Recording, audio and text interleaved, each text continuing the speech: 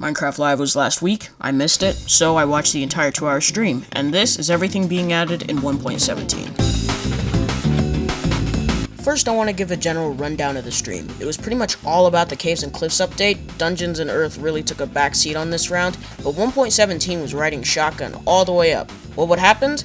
Our suspicions were confirmed. The caves were finally being updated. And to the average person, this wouldn't seem like a big deal, but to the Minecraft community, well...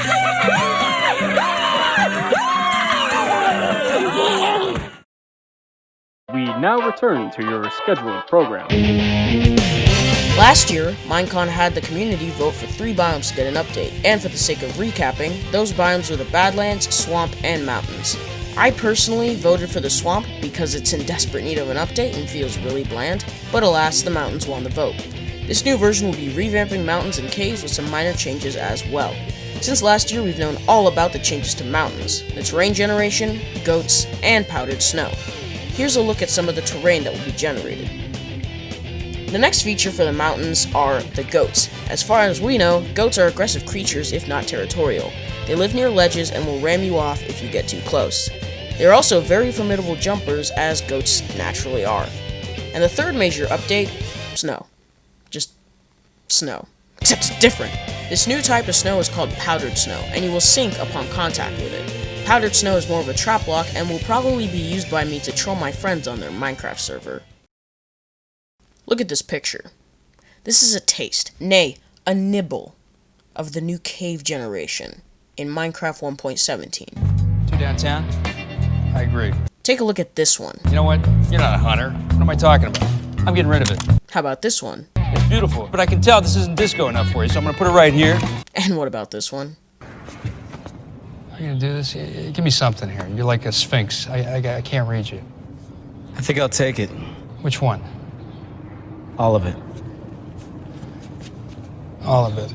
You know, I was gonna keep going with this joke. It was even in the first draft of the script, but I decided to dial it back a bit for obvious reasons. Cave generation is fucking amazing, and it's completely independent from specific biomes. You could have one biome with a big cave, another with a small one, and an extra thick cave, and a cave the size of most people's brains when they play Among Us. The point is, cave generation doesn't give a fuck about biomes.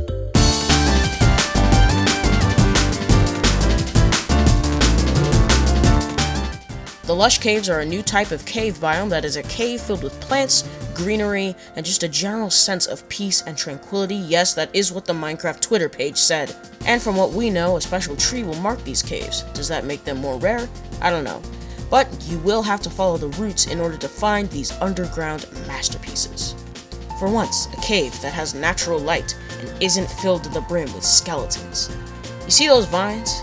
Yeah, those vines. Those vines have some glowing berries on them. Pink flower, a spore blossom that produces particles, or rather spores, that spawn in the air around the flower. Another thing to take note of are the drip leaf plants and the azaleas. Now, the drip leaf plants looks like a lily pad suspended on vines growing out of the water found in Lush Caves. The drip leaf plant can be used as very temporary stairs because standing on it for too long will cause it to collapse, but it will go back given time and a lot of patience. The azaleas are what I think are used to mark a Lush Cave, or at least the larger tree version of them are. Of course, you could use the plant life from Lush Caves for decoration, as I intend to because I'm better at building than I am at anything else in Minecraft. Another big feature added is the axolotl. Super cute in real life, but a bit weird looking here. Axolotls spawn in Lush Caves and were brought into the game to raise awareness of the fact that they're endangered creatures. You can scoop them into a bucket and redeploy them in the ocean to fight the evil Elder Guardian, keeper of sponges. Of course, you could also use them for aquarium aesthetics, but let's face it, you want this more than you want this.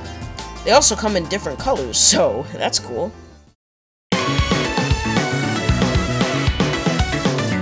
Dripstone caves are a fairly dangerous biome. A zombie was killed by a stalagmite, and yes, stalagmites grow from the ground up, not down from the ceiling. God. Stalactites are gravity-based objects, so breaking the block that they're hanging off of will cause them to fall down.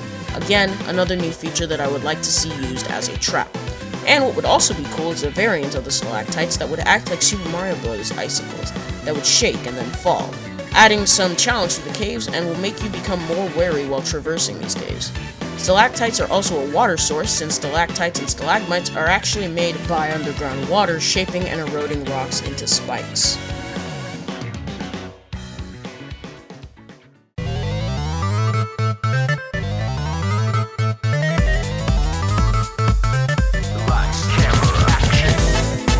Now, the last cave biome that was revealed are the deep depths. The deep depths are caves that generate way down below, like y=1 down low. One of the new generations added is the skulk growths. Skulk growths are really weird, but one of these blocks stands out, and by that, I mean it's a redstone-based block. The skulk sensor picks up movement and vibrations near it, and depending on the strength of the vibration, it will send you a stronger redstone signal. An idea I had while writing the first draft of the script indicates that you could finally make automatic redstone doors without using pressure plates, which is huge. Another new feature that has to do with the skulk detector is wood occlusion. Wood occlusion is a new mechanic that will absorb vibrations that a skulk detector would normally pick up. Think of it as a flammable vibranium shield. With this new mechanic, this brings forth the possibility of wireless redstone. See, skulk detectors actually detect each other, so by using a certain amount of vibration absorption, you can make a completely redstoneless redstone circuit. While on the topic of the deep depths, it has a new boss battle, the Warden. Like the Elder Guardian, it's more of a mini-boss rather than top-tier fighters like the Elder Dragon. Speaking of top-tier characters, Steve is in Smash! The Warden is actually blind, which makes a lot of sense considering it chooses to spend all of its time in a deep, dark cave. So it has a similar mechanic to a skulk detector and uses vibrations in its surroundings to pick up where the player is, similar to Toph from Avatar.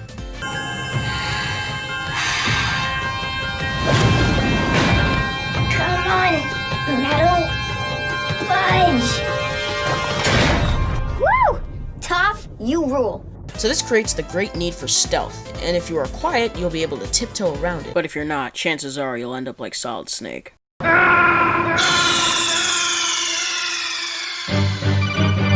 are you okay? Snake? Snake! Oh yeah, and candles are a thing too. The Amethyst is a cool new underground crystal that grows in geodes on immovable objects similar to an end portal frame. You can also farm the Amethyst via the same geode you found them in. They can be used to craft telescopes. You know, I was kinda hoping for armor and tools, but now I won't have to install Optifine in order to have zoom functionality. However, Amethyst is not the only thing you will need in order to craft a telescope. You'll also need copper. Copper generates in veins and can be used to craft blocks, stairs, and slabs. But over time, the copper will oxidize and become this teal color, which is far better than just getting a bunch of prismarine. Now this process doesn't happen very quickly, and will just indicate how old your Minecraft world really is. It can also be used to make a lightning rod, which will attract lightning, so it hits the rod itself and not your beautiful, beautiful builds. Okay, this will be a short one. Bundles are a new type of storage expansion and are a more affordable option to the shulker box. Of course, I won't be needing one, because I'm a self-proclaimed Minecraft professional. You can also use bundles to store more than one type of item at a time, but a crafting recipe has not yet been revealed, so they might not be craftable and may be only obtained from loot chests. Last but not least, archaeological excavations. These structures will generate in the overworld and brushes will spawn inside loot chests. From there you can dig out blocks of sand, dirt, and gravel, which looks really cool and will probably be used as an epic method of terraforming. Sometimes you can find really ancient artifacts hidden within the blocks, which can be turned into pots through crafting. However, this comes with the risk of losing whatever item is being contained in the dust if you are not careful. Okay, I think that's everything. If you liked the video, smash a like, and if you really liked it, consider subscribing. Check out some of my other videos, and be sure to stay cool. Doodles!